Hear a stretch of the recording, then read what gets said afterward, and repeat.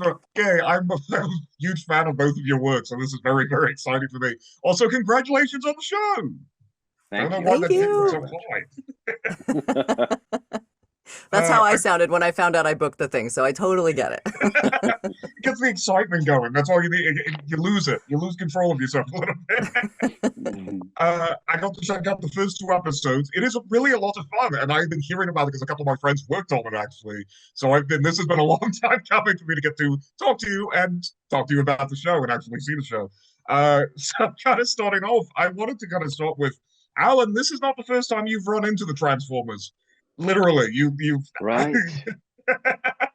but this time you, instead of just getting to be one of the people in the Transformers world, you are now the Transformer, like the one that we all think of with the series. Uh, Right. Yeah. It's different. This is easier. This is this is easier. Maybe more fun in some ways.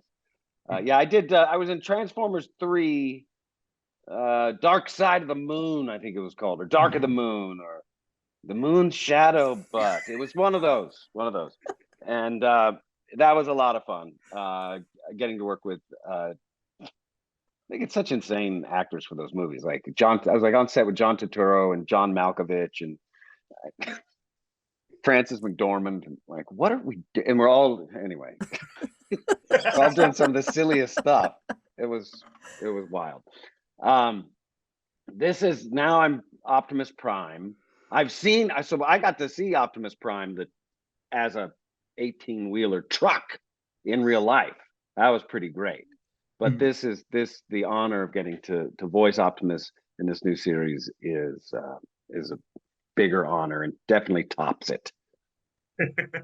No, I got to see because I got to do Peter Cushing, the former voice. They did something for him early this year. They did a big. He got to give a really big speech in front of the rig, which was a really neat little moment. Life Wow, yeah. goals. And then Cissy, I was so curious. What was? Do you have any like you did not get to be chased by Transformers in a film? But what Not was your yet. experience with this franchise? Yeah, big word there. Yeah. What's your experience with the franchise? Was this something new that you kind of got to step into and go, "Oh my God, robots"? Or was this something that you did have to get to have in your personal life before joining the universe?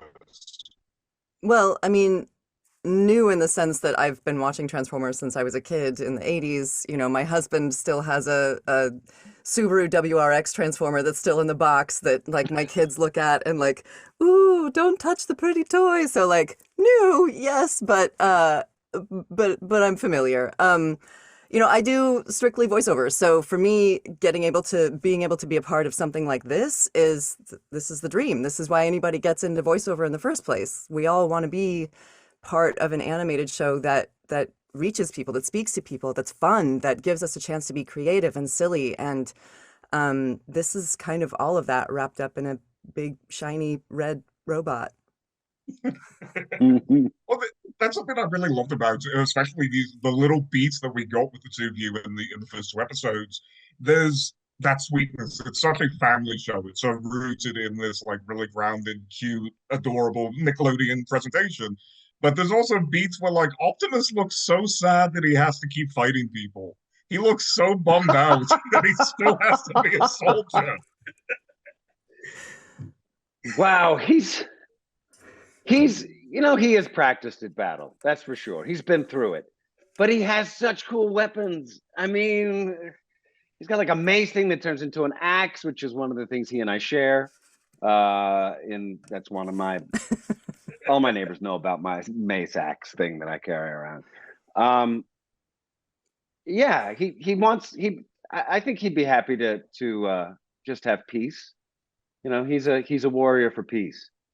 And I have to say, it is Nickelodeon, it is family friendly, but some of these action sequences, like family friendly, but not what it avoids, which is great for me as a fan, is it isn't, I don't know, I can still access it. I still enjoy it. It isn't simpy, it isn't It's not sappy. condescending.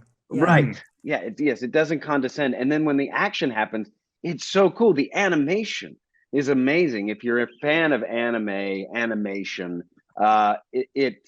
It's a real step up in this new Arcane incarnation as far as the way that it's drawn and the way that you see it.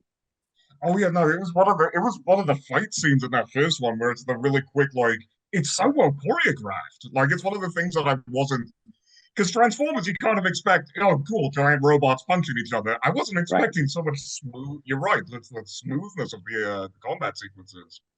Well, it's funny too, because in the old animation, when they would go through the whoop, whoop, whoop, whoop, whoop, their transformation would take like 15 seconds, and you would watch every little piece like fall into place. And now it's like, boom, I'm a truck. Just they can literally from one disguise to the other. Where'd the windshield wipers go? I don't know. Oh, he's got mine are there. There's a great moment where he just wipes his hands on his windshield and he goes.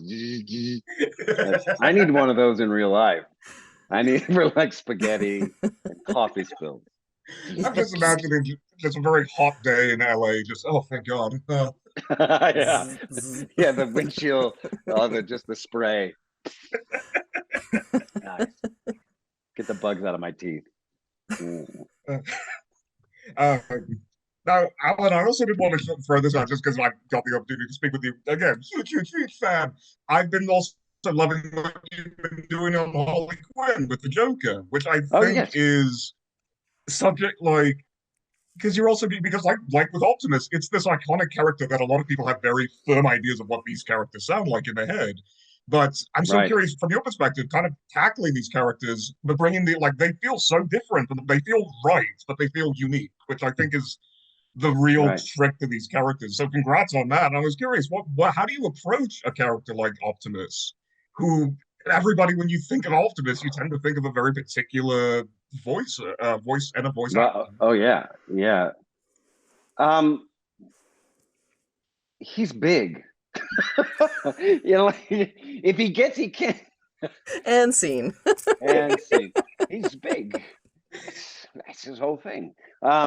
We learned early on, like if he gets to talking a little too fast, then you can't. There are moments where he is speaking and he's talking and it's in battle and he has to speak with some kind of speed and alacrity and get the message across. But he's commanding and he's large, so he has a certain cadence that we're almost used to. It's similar but different because it's coming out of my instrument, which isn't is different. Plus he's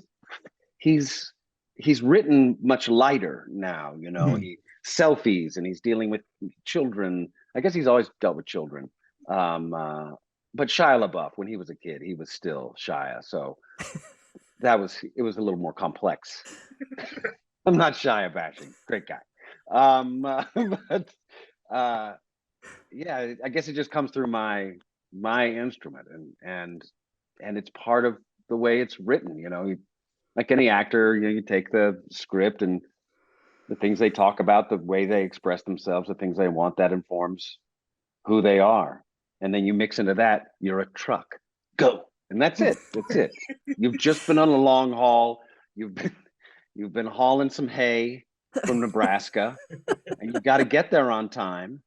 And you haven't seen your wife in a while. So that's how and then you go. If I can add to that, one of the things I've always loved so much about Alan's performances in anything is that you just have a tendency to disappear fully into your characters. Whether it's, King Candy or the Duke of Esselton or Weaselton, or even, Resident Alien, like watching you in all these other shows just completely disappear into your character is really a thing of beauty, especially from someone who does strictly voiceover. Like, that's it. It never feels like a vanity project to you, which I really appreciate about your work. Well, thank you very much. That was very nice. You can pay me later. Yes, okay, good. Check the mail. Since I am both unable to do anything that sweet and also out of time, thank you both so much. Honestly, so excited to see the rest of the show, for everybody else to see the rest of the show.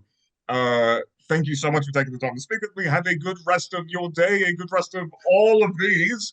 And I sincerely hope I get to talk to you both again soon. Thanks a lot, man. Thank you so much.